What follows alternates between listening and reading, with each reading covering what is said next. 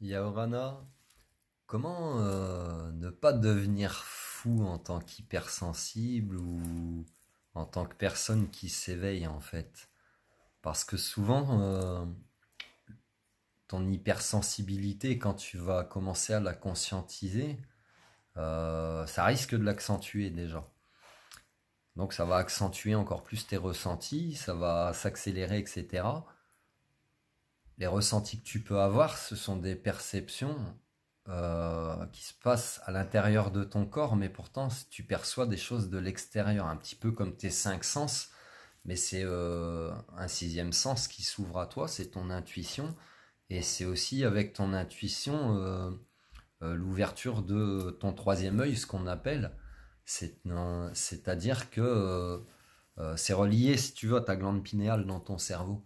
Et ta glande pinéale, ben, apparemment, elle a plusieurs fonctions, notamment peut-être une connexion avec là-haut et une ouverture sur tes possibilités extrasensorielles qui sont de voir l'avenir, le passé, de percevoir le langage des animaux, des plantes, de la nature, de percevoir la pensée, les intentions des gens, leurs émotions, de percevoir des situations. Tu as des capacités de guérison qui s'ouvrent à toi aussi, le magnétisme. Je te ferai une vidéo un petit peu sur comment tu peux prendre conscience de ça. Et donc tout ça, ça te bouscule si tu veux, parce que tu as accès en fait à des choses un petit peu invisibles où on va souvent tu te sentiras incompris, tu vas commencer à te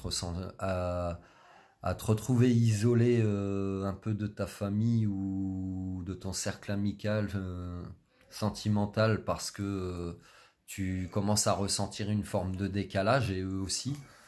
Tu es peut-être en contact avec des gens qui, eux, leur capacité ne s'ouvre pas, donc ils comprennent pas ce qui t'arrive. C'est peut-être à toi d'expliquer sans forcément te justifier, parce que on va souvent te prendre pour un cinglé.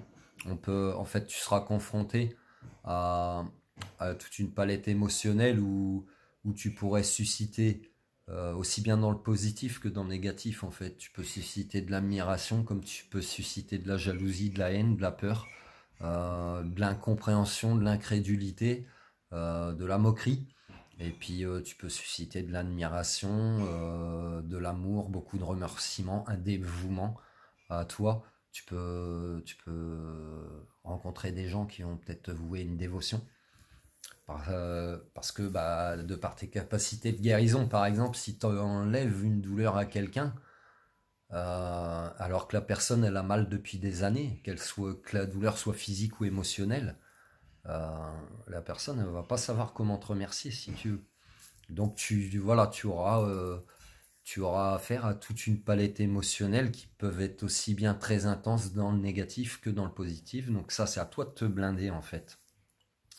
Et donc dans ce processus d'éveil, tu commences à te retrouver un petit peu tout seul, donc tu vas peut-être mal le vivre d'être seul avec toi-même, mais en fait il faut pas parce que même si ta vie ça part en vrille de tous les côtés, sentimental, professionnel, financier, etc. Accroche-toi, accroche-toi vraiment. Ce temps-là, cette tempête, si tu veux, elle est là dans ta vie pour faire un grand nettoyage, pour que toi, si tu as envie d'être tranquille, même si c'est le chaos comme ça autour de toi, tu restes au milieu dans l'œil du cyclone, c'est là que tu es à l'abri, en fait. Et c'est quand tu vas en sortir que tu vas encore ramasser quelques coups, mais tu seras blindé. Tu seras blindé. Parce que le fait de t'être isolé en introspection au milieu de ce chaos, au milieu de ce cyclone, va te permettre de te construire, de te reconstruire, de comprendre plein de choses sur toi, sur ton parcours, d'accepter, de laisser partir plein de choses. En fait, ce cyclone est un petit peu une nuit noire de l'âme, si tu veux, qui s'apparente à une dépression qui n'en est pas une. Donc, t'as pas besoin d'antidépresseurs pour gérer ça. Mets des choses en place qui te font du bien. Fais-toi plaisir. Apprends à t'aimer, à te respecter, à mettre des limites. Apprends tout ça de toi-même. Ne reste pas dans des émotions négatives, colère, tristesse, rancœur, culpabilité, qu'elle soit envers toi-même ou envers autrui, parce que ça ne t'aidera pas à avancer. Comprends ce que tu as à comprendre dans toutes tes expérimentations de ton vécu et avance. parce que toutes tes expérimentations sont des leçons, voilà, des leçons d'apprentissage. Donc quand tu as compris la leçon, tu ne refais pas les mêmes erreurs. Et quand tu ne refais pas les mêmes erreurs, même si le même genre de situation peut se représenter à toi, tu ne répéteras pas. Donc tu sors de ces schémas répétitifs que tu as pu vivre sûrement beaucoup tout au long de ta vie. Et les schémas répétitifs, eh ben, tu les transposes à tous les domaines aussi de ta vie. Donc voilà, donc concentre-toi sur toi, c'est comme ça que tu ne deviendras pas dingue pendant ce processus de l'éveil. Les 2 ou 3 premières années sont très très intenses en termes de ressenti, de perception, de ressenti de l'extérieur, de psychologie vis-à-vis de toi-même. C'est un parcours d'auto-guérison, il faut le savoir. La question qu'il faut que tu te poses vraiment, c'est est-ce que j'ai envie de guérir? Est-ce que j'ai envie de guérir? Est-ce que j'ai envie d'aller mieux? Est-ce que j'ai envie de me comprendre moi-même? Et quand tu fais ce boulot-là sur toi, ça t'amènera encore à d'autres choses. Ça t'amènera encore à d'autres choses. Tu verras. Voilà.